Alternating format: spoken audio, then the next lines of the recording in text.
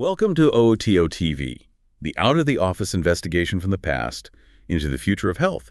This time we're discussing psychopaths, sociopaths, and narcissists. Hello, everyone. I'm genuinely curious about today's exploration into a topic that, well, it really affects so many of our lives, often without us even realizing it. It really does, and I'm eager to shed some light on these terms that get thrown around a lot, often incorrectly. Today, we're embarking on an essential investigation. We're not just here to define psychopaths, sociopaths, and narcissists. We want to get into their origins, the diagnostic criteria, and, importantly, how they profoundly impact human interaction. Absolutely. Our mission here is clear. Understanding psychopaths, sociopaths, and narcissists will direct your social and professional decisions and actions. This isn't just theory. It's about giving you practical insight for your life. Precisely. We aim to equip you with the knowledge that managing your interactions with psychopaths, sociopaths, and narcissists is critical to survival. It sounds dramatic, but awareness is key. So, we'll start by defining each one, then move into their unique behavioral patterns, maybe some of the cognitive stuff underneath, and wrap up with how this knowledge can truly empower you. Okay, so today we're peeling back the layers on three really complex and often misunderstood terms. Let's start with sociopathy. That's a word many people have heard, but it has a fascinating evolving definition, doesn't it? It really has, and that's our first crucial point, actually. While sociopath is, widely used in clinical settings, it's kind of an older term now. The modern formal diagnosis we actually refer to as Antisocial Personality Disorder, or ASPD. That's how it's defined in the DSM-5-TR, which is basically the standard guide. Got it. So ASPD is the official term. If that's the case, what are its core characteristics? What might someone listening experience, perhaps firsthand, when they encounter someone with these traits? Well, the real insight into ASPD is this fundamental disconnect, a disconnect from societal norms, and crucially, a startling lack of empathy. It often shows up as a consistent disregard for rules, for the rights of others. You often see manipulative behaviors, deceit, and what's really unsettling is that the individual often doesn't even seem to recognize their own wrongdoing. Dr. Ramon Ford notes this too, that people with ASPD really struggle to develop empathy and trust. And this pushes them into a very isolated way of thinking. They're kind of operating on a different moral plane. That paints a pretty vivid picture, almost unsettling. When we hear lack of empathy and disregard for rules, it's easy to jump to maybe extreme conclusions. Are there subtler ways these traits show up, things people often miss? Oh, definitely. Think of it more like a pattern of violating others' rights, yeah. Chronic manipulation, maybe, and a profound lack of remorse. It's not just about occasionally bending a rule, it's a consistent lifestyle choice. You'll often see them minimizing others' feelings, denying things they clearly said, or even gaslighting, making you question your own reality. These aren't isolated incidents, they're like pervasive behaviors. Wow. That makes me wonder about their internal world. Our sources mentioned an interviewee who described feeling this profound apathy as a child, like nothing really pulling you in any direction. How do we square that with the external harm they can cause? Yeah, that's a really pivotal piece of the puzzle. This interviewee revealed something fascinating. While sociopaths do feel inherent emotions, sadness, joy, things like that, they profoundly struggle with social emotions. Social emotions. Yeah, like guilt, shame, empathy connected to others. It's not a total absence of feeling, but a difficulty in connecting those feelings to others in a socially expected way. It's a rare insight, really valuable, into a different way of being. It helps us differentiate between, say, pure emotional absence and a specific social emotional challenge. So it's not that they feel nothing, but their emotional landscape connects differently to the outside world. That's a powerful distinction. And what about hope or intervention for someone with this kind of internal world? Well, the interviewee shared something pretty remarkable. They found hope through their diagnosis, just understanding that their internal world was, quote, normal for the type of person I was. That was like an 80% air out of the balloon moment for them, relief. And this really highlights the importance of maybe normalizing that internal emotional flat affect in children, teaching them, it's not how we feel, it's what we do. It's about providing a safe space to acknowledge different emotional experiences, shifting the focus from some internal defect to manageable external behavior. You're listening to OOTO TV with research by author Paul Bulow. That's a really powerful shift in perspective, focusing on behavior, not just the internal state. And this understanding, it sets the stage perfectly for the next step, which is often seen as even more intense. How does ASPD connect to psychopathy? Right, psychopathy. It's generally considered a more severe form of ASPD. But, and this is crucial to remember, it's not a formal separate diagnosis in the DSM-5-TR. It's more like a variant, a specific set of intense traits within that ASPD umbrella. Okay, so it falls under ASPD. What are the key distinctions then? How do we start to tell the difference between what people often call sociopathy and psychopathy? One of the biggest distinctions often cited is their origin. Psychopathy is frequently viewed as more innate, potentially linked to brain differences, maybe even pathology present from early on. Sociopathy, on the other hand, is often seen as more environmentally influenced, perhaps by things like childhood trauma or abuse.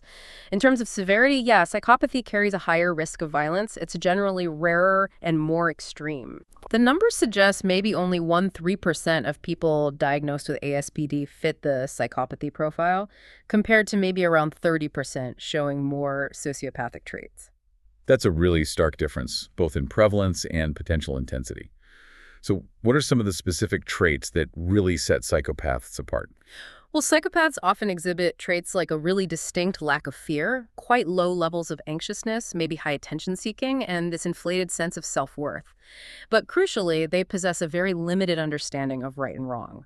There's a pronounced absence of empathy or remorse. And they often use this highly insincere charm, almost like a mask, you know? They're often described as cold, calculating, predatory. That's definitely chilling to think about. And I remember our sources mentioning some really fascinating neuroscientific links. What are brain studies telling us about psychopathy? This is where it gets really interesting. Research shows that parts of the brain involved in things like fear, empathy, and processing consequences just don't seem to function in the same way. Studies show, like, reduced activity in key emotional centers, the amygdala, for instance, and altered connections in areas critical for decision-making. This fundamentally helps explain why traditional punishments often just don't deter them. Their brains are literally wired to react differently to moral and social cues. It's not necessarily a choice to disregard consequences. Their brain processes them differently. That's a profound insight. It really shifts how you think about deterrence. What about empathy itself in psychopathy? Our sources mentioned cognitive empathy. What's that about? Right. This is super important to grasp. Think of it like this. Emotional empathy is when you see someone stub their toe and you kind of wince, you feel a little pang of their pain, right? Cognitive empathy is different. It's the ability to understand intellectually that stubbing a toe causes pain, even if you don't feel that pang yourself. For psychopaths, that automatic wince, that emotional resonance is often missing. They seem to fail to implicitly engage emotional empathy. It's not automatic. But, and this is key, they can consciously observe and logically deduce what others might be feeling, almost like an actor studying a script. And this specific ability to consciously engage cognitive empathy, that explains how they can be so effective at charming, conning, manipulating. They understand how you feel intellectually, which allows them to better exploit it. So they can understand it, but they don't feel it automatically. And they can weaponize that understanding. That's incredibly chilling. What about the real-world impact, though? Are we mostly talking about serial killers here? Well, that's the image psychopathy often conjures up, isn't it? But our YouTube interviewee made a really good point. Those extreme examples, serial killers, they make up a tiny, tiny fraction, maybe 0.1% of the population. The broader picture involves far more nuance than just those sensationalized cases. You're listening to OOTO TV with research by author Paul Bulow. Okay, that nuance is important. Now let's bring in our third key player, the narcissist. How does Narcissistic Personality Disorder, NPD, fit into this complex picture? Right. Narcissistic Personality Disorder, or NPD. This one is a distinct clinical diagnosis. It's also a cluster B personality disorder. Same cluster as ASPD, actually, so it's separate from sociopathy and psychopathy. But yeah, there are some overlapping features, especially around a lack of regard for others. What are the core characteristics of NPD, then, according to the DSM-5-TR? What defines it? The absolute central theme of NPD is this inflated sense of self-importance and an almost insatiable need for admiration from others. They often live in these fantasies of, unlimited success, power, brilliance, beauty. They tend to believe they're special, exceptional, and should only associate with other high-status people. And they demand excessive admiration. This usually comes with a strong sense of entitlement, expecting special treatment, They might exploit others for personal gain. And there's a clear lack of empathy, or sometimes more accurately, an unwillingness to identify with others' feelings or needs. Envy, either feeling it or believing others envy them, and arrogant, haughty behavior are also common hallmarks. So a real emphasis on self-importance and needing that external validation. But what about empathy and narcissism? Is it just totally absent, or is it maybe more nuanced than we often think? That's an excellent question, and yeah, it challenges a common assumption. Research actually indicates that empathy in narcissists is often dysfunctional rather than completely deficient. Typically, narcissists show significant impairments in emotional empathy, that ability to feel what others are feeling. However, they often show little to no impairment in cognitive empathy, the ability to understand others' mental states, what they might be thinking or feeling intellectually. There's that cognitive emotional split again. That seems really pivotal here. So they can understand what you're feeling intellectually, but maybe not feel it alongside you. Precisely. And it gets even more complex. Some research suggests they might be capable of processing that affective information, but choose not to.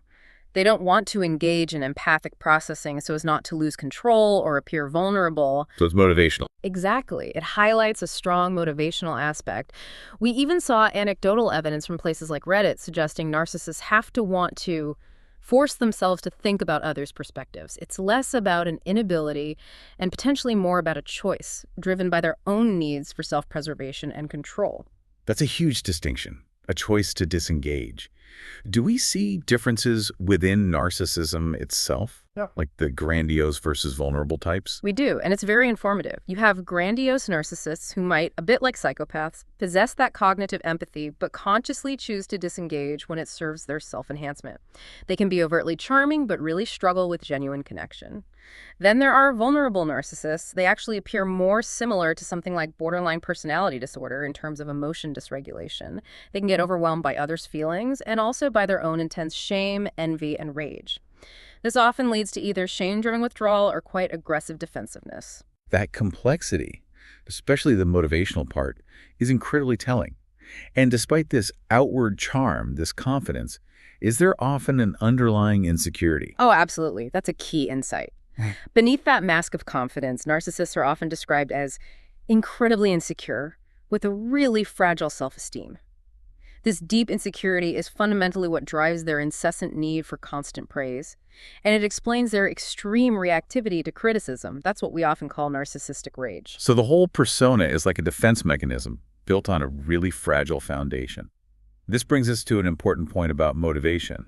How do their motivations differ from sociopaths and psychopaths? This is a crucial differentiator, yeah.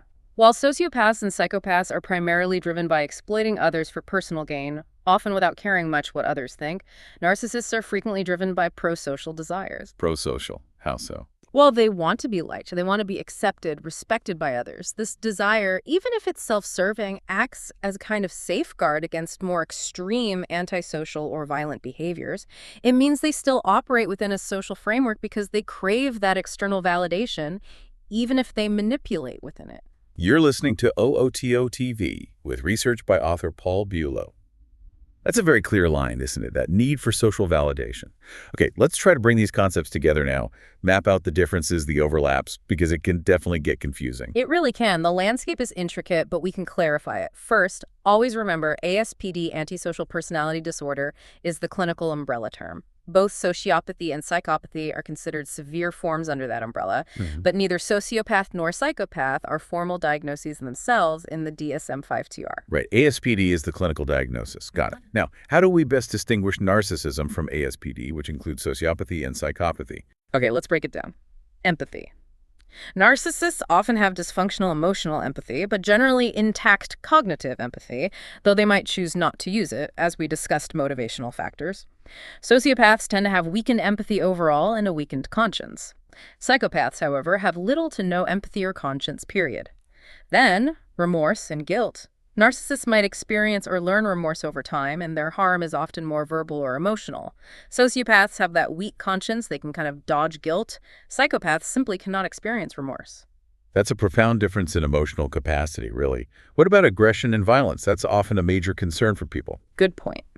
Narcissists are generally less likely to be physically aggressive or violent. Their harm is primarily verbal or emotional.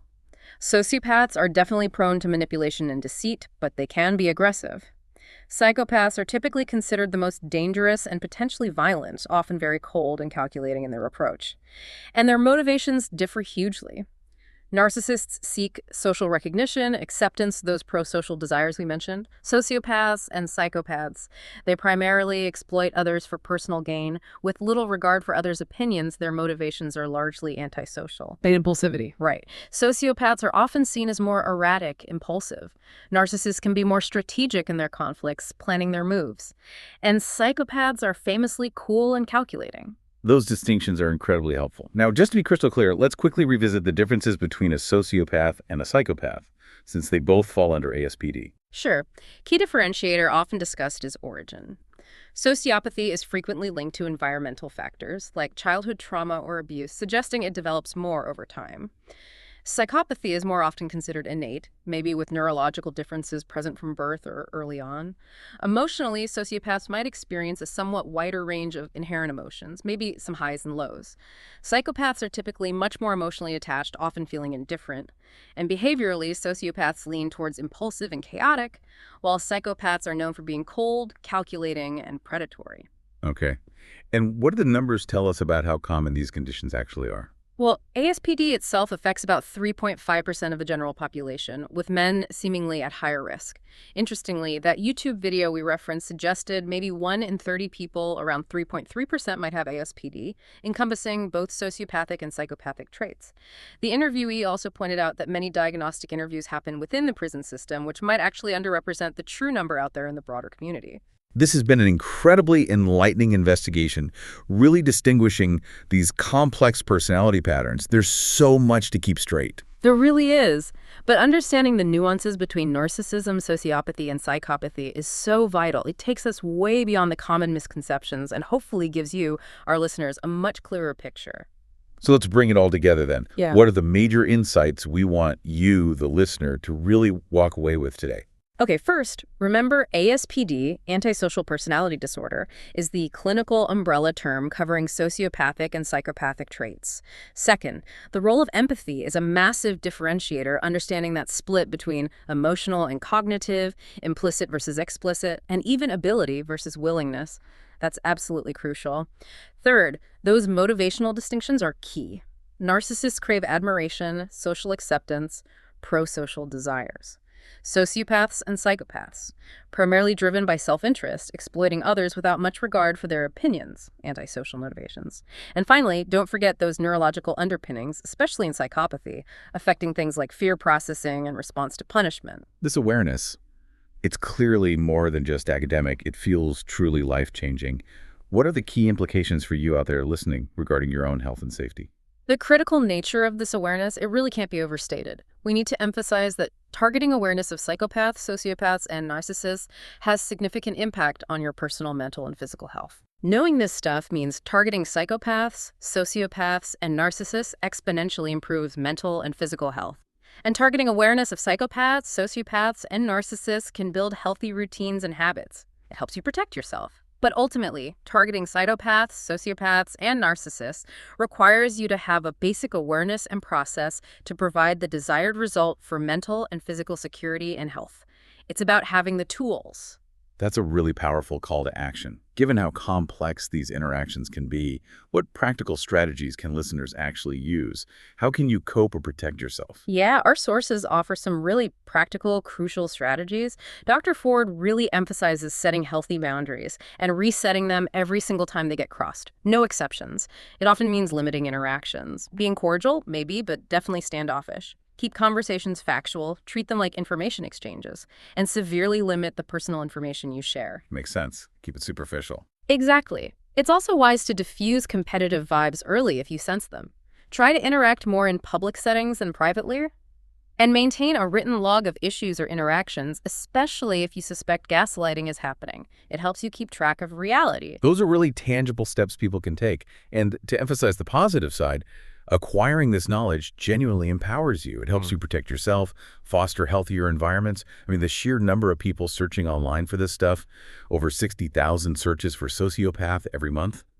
It just underscores how massive the need for this understanding really is. It truly is immense. But we also have to acknowledge the flip side. Despite having the knowledge, interactions with these individuals can still be incredibly scary and painful. Professionals often advise maintaining distance whenever possible, particularly in romantic relationships where the impact can be devastating, leading to things like PTSD and depression for the partner. So awareness empowers, absolutely, but the reality can still be very, very challenging.